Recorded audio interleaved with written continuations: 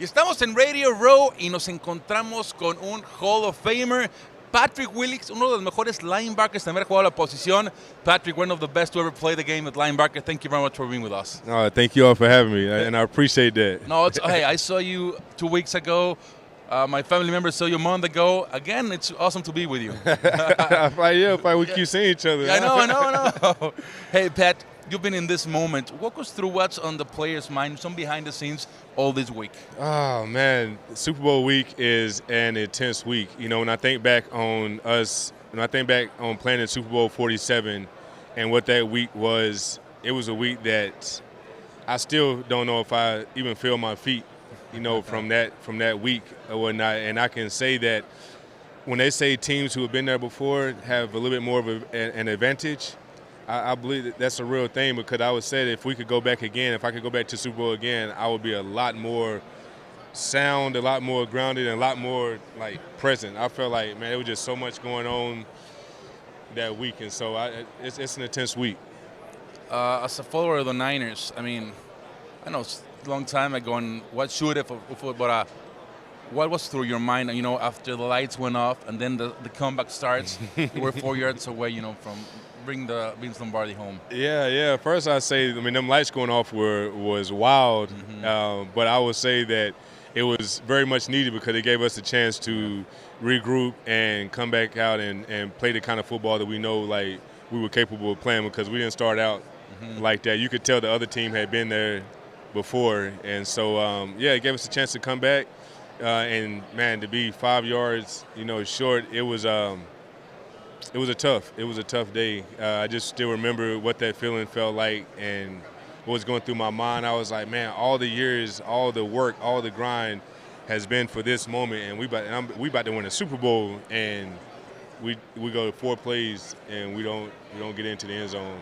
And man, it was tough. It took a lot out of me at that moment. Hey, well, let's talk about nicer things. Frank Gore, Roger Craig. Today's a big name for the 49ers, and this too. Yeah.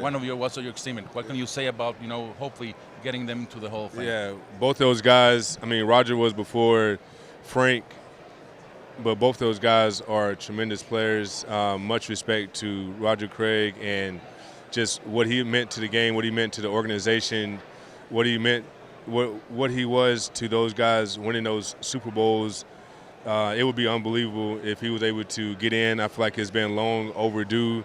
And then when you talk about Frank Gore, you know, I had a chance to be Frank's teammate. I had a chance to compete against him, and man, he's one of the best to run the ball, third all time in the NFL in rushing, and just, man, he just loves the game. He loves the game, and to be able to see him get in and knowing how much the game meant and means to him would be even more special.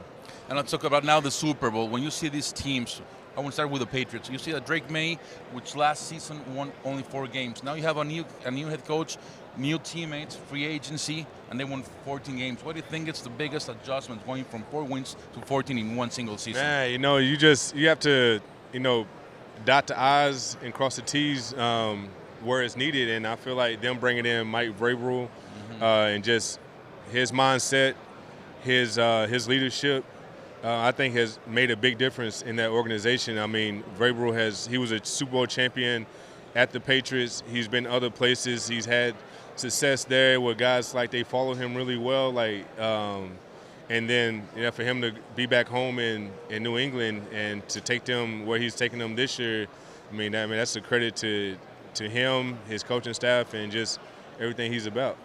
And from the other standpoint, let's talk about defense-wise. How do you prepare an offense which has a great running game like the Seattle Seahawks, a great quarterback who's playing lights out, Sam Darnold, and an excellent wide receiver like Jackson St-Nigba? Yeah, I would say, I mean, it's going to be a game. It's going to be a game, and what I mean is, like they say, offense wins games and defense wins championships. Yes. And so I think this is going to be a defensive game to where these guys are really going to be locked in, because Seattle's offense is not very complicated. You just need a defense that's going to be like physical, just as physical as they are. And I think the Patriots might have a little bit of physicality, but then you go on the side of the Seahawks, and they just from top to bottom, from defensive line to linebackers the DBs are just an aggressive, physical group, and so that's why I'm aiming. I'm saying that I think the Seahawks are going to pull it out, and I think it's going to be a defensive game.